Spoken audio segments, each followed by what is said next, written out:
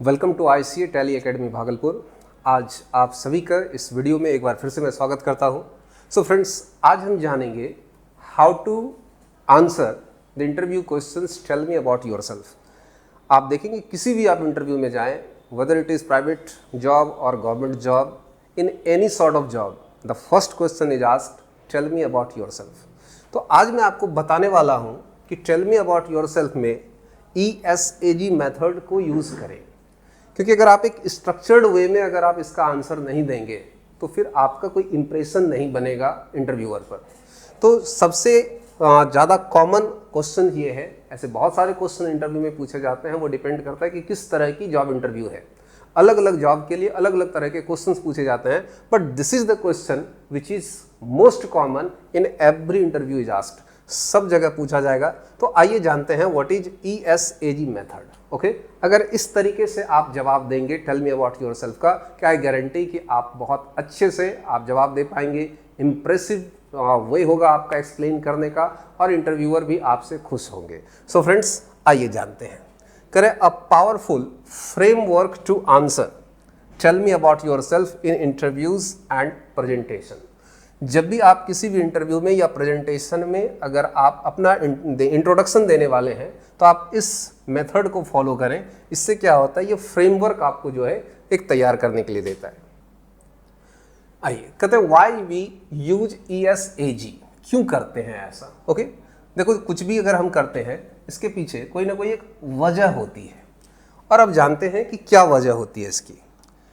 अगर हम इस मेथड का यूज़ करेंगे तो हम इधर उधर भटकेंगे नहीं, हमारे पास एक प्लान्ड वे होगा, हमारे पास एक स्ट्रक्चर होगा, एक फ्रेम होगा कि जिसके आधार पर हम बोलेंगे। जब आप पहले से फ्रेमिंग किए हुए रहते हो, प्लानिंग की होती आपकी रहती है, तो आप बीट अबाउट द बुश नहीं करते, इधर उधर भटकते नहीं।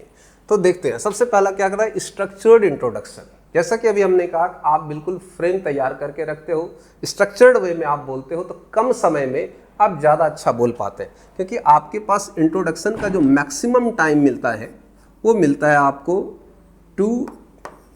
आप कह सकते हैं 2.5 मिनट्स।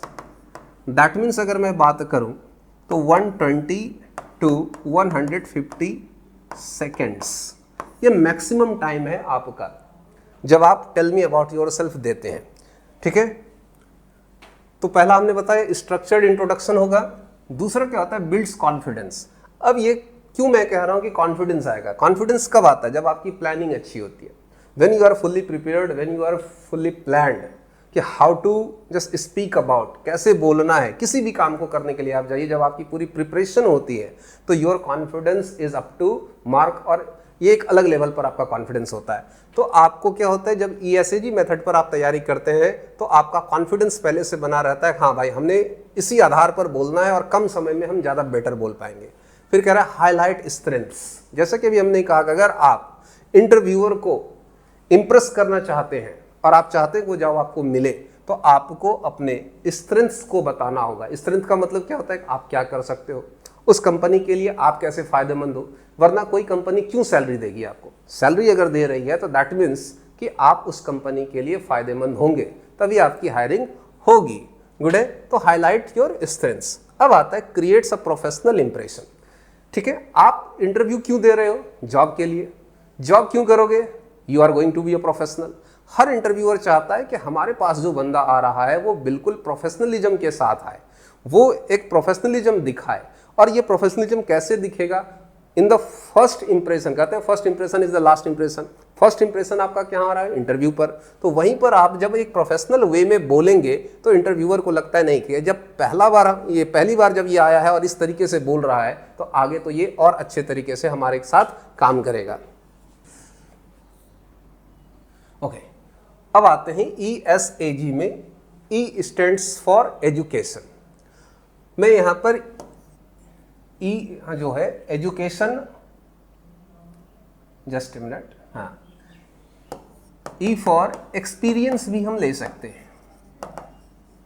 किसके लिए, कोई बंदा मान लीजिए कि फ्रेशर है, तो फ्रेशर अगर है तो वो ई फॉर एजुकेशन बताएगा, अपनी पढ़ाई लिखाई बताएगा।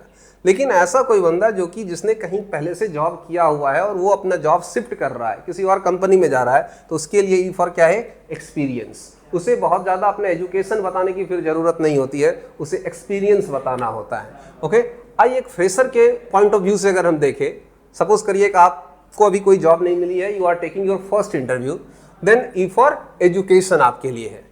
कहते हैं mention your academic background, degrees, certifications and relevant learning.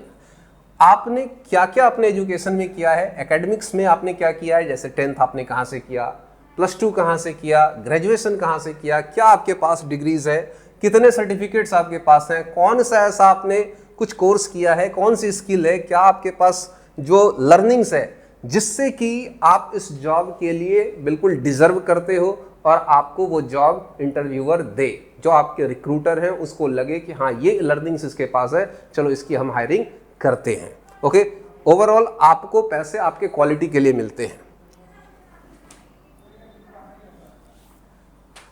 चलिए, एज फॉर स्किल्स, जैसा कि मैं कई बार अपने वीडियोस में बोल चुका हूं कि स्किल्स ही वो चीज़ है जो आपको हायर कराती है। अगर आपके पास स्किल्स नहीं है तो आपके सर्टिफिकेट की कोई वैल्यू नहीं है। तो एज फॉर स्किल्स, आपने बहुत बड़ी बड़ी डिग्रियों के बारे में बता दिया, बट ये नहीं बताया कि ये काम कैसे होगा। काम करना अगर आपको नहीं आता है तो फिर आपकी हायरिंग नहीं होगी। तो एज फॉर स्किल्स में क्या करें, highlight communications, technical, leadership, problem solving and other relevant skills. इन सभी स्किल्स के बारे में आप बताते हैं कि आपके पास क्या क्या स्किल्स है। फॉर एग्जांपल, मान लीजिए अगर आप एक अकाउंटेंट बनने के लिए जा रहे हो तो आप क्या बताओगे, आपकी कम्युनिकेशन कितनी अच्छी है, आप कैसे जो है आप डील कर सकते हैं क्लाइंट्स के साथ, टेक्निकली आप कितने साउंड हैं, क्या क्या काम करना आपको आता है। देन आफ्टर जो है प्रॉब्लम सॉल्विंग स्किल्स, ये सब कुछ ऐसे कॉमन स्किल्स हैं, ये इसको सॉफ्ट स्किल्स कहते हैं, ये हर जॉब में जरूरी होता है। ओके, तो देन आफ्टर जो है आपको और रेलिवेंट स्किल्स, अलग अलग जॉब की अलग अलग चीज़ें होती हैं, तो वो आपको देखना है कि इस जॉब के लिए कौन सा रेलिवेंट स्किल है। गुड, आइए अगली स्लाइड पर चलते हैं हम लोग। Then A for achievements and experience. कई बार होता है कि आप कुछ भी अचीव करके हो तो जब जितनी आप अचीवमेंट बताते हो तो उससे आपका एक कॉन्फिडेंस आता है। तो इंटरव्यूअर को आप थोड़े से इंप्रेस करने के लिए अपने अचीवमेंट्स को बताते हो कि हाँ फलाने कंपनी में मैं काम कर रहा था, इस कंपनी को मैं इस लेवल से इस लेवल तक ले गया, या मेरी ये अचीवमेंट्स रही हैं, मैंने इस फील्ड में काम किया है, स्टार्ट मैंने इस लेवल से किया था, आज इस लेवल पर है। तो जब आपके पास कुछ बताने को होता है तो ज़्यादा जो है आपके चांसेस होते हैं कि आप जो बहुत अच्छा आप इंप्रेस कर पाएँ इंटरव्यूअर को। करें शेयर अकम्प्लिशमेंट्स। अकम्प्लिशमेंट्स का मतलब हुआ कि किस किस टास्क को आपने आज तक पूरा किया है, कौन कौन सा काम अभी तक आपने किया है, क्या आपके वर्क एक्सपीरियंस है, कहाँ आपने काम किया है, किस लेवल तक उस कंपनी को आप ले गए, किस प्रोजेक्ट पर काम किया है, क्या आपको अवार्ड्स मिले हैं और क्या क्या मेजरेबल रिजल्ट्स हुए हैं। मेजरेबल रिजल्ट्स का मतलब हुआ कि आपके पास जो डेटा है, जो आपने काम किया उसको बता सकते हैं कि क्या आपने इंप्रूवमेंट लाया, किस लेवल पर आपने जो है चेंजेस लाए। वो सारी चीज़ें जो है, मेजरेबल का मतलब ही होता है जिसको आप दिखा सकें, मेजर कर सकें। तो वो सारी चीज़ें अगर आपके पास बताने को होती है तो आपके चेहरे पर एक अलग कॉन्फिडेंस दिखता है। सो फ्रेंड्स, चलिए आइए चलते हैं अगली स्लाइड पर। Now finally G for goals. आपने अपने एजुकेशन बता दी, आपने अपने स्किल्स बता दिए, आपने अपने अचीवमेंट्स बता दिए, बट अब कंपनी जानना चाहती है कि आपका गोल्स क्या है, आप क्या सपने लेकर के इस कंपनी में आए हो, क्या वो सपना कंपनी के सपने से अलाइन करता है। अगर दोनों के सपने, आपके ड्रीम और कंपनी के ड्रीम मैच कर जाएं, अलाइन कर जाएं, तो हो सकता है कि कंपनी की तरक्की तो होगी ही होगी, साथ साथ में आपकी भी तरक्की होगी। अगर आपके गोल्स के बारे में कंपनी को पता नहीं होगा, हायरिंग तो हो गई लेकिन बाद में हो सकता है कुछ समय के बाद आप जॉब छोड़ दें, तो आपके ऊपर जो टाइम, पैसा जो भी लगाया उस कंपनी ने वो उनका वेस्ट हो जाता है। तो बड़ी सोच समझकर कभी किसी को हायर किया जाता है। हायरिंग बहुत ही एक प्लानिंग प्रोसेस होता है। तो जी फॉर गोल्स में आते हैं, करें explain your future aspiration and how they align with the organization और अपॉर्चुनिटी।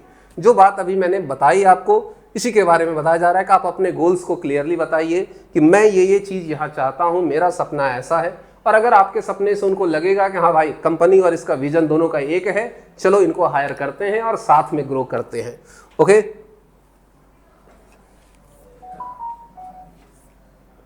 ओके, नाउ एक सिंपल आंसर हम लेकर के चलते हैं कि कैसे इसको पूरा ओवरऑल जो हमने सीखा यूज करें।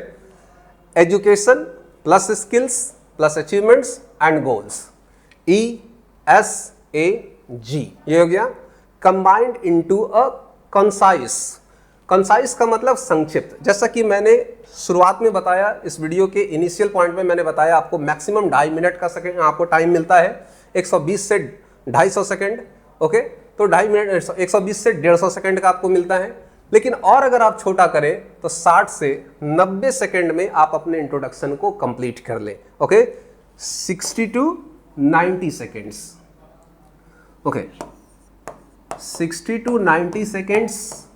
ये हुआ कि कम से कम इतना में आप अपने इंट्रोडक्शन को कंप्लीट कर सकें। और अगर थोड़ा बहुत कुछ आपके पास एक्सपीरियंस है, जैसे ये फ्रेशर जो है 60 से 90 सेकंड उनके लिए काफ़ी है, बट जो कुछ एक्सपीरियंस लोग हैं जिन्होंने ऑलरेडी कहीं जॉब किया हुआ है, उनके पास बहुत कुछ बताने को है, तो उनके लिए 120 से 150 सेकंड।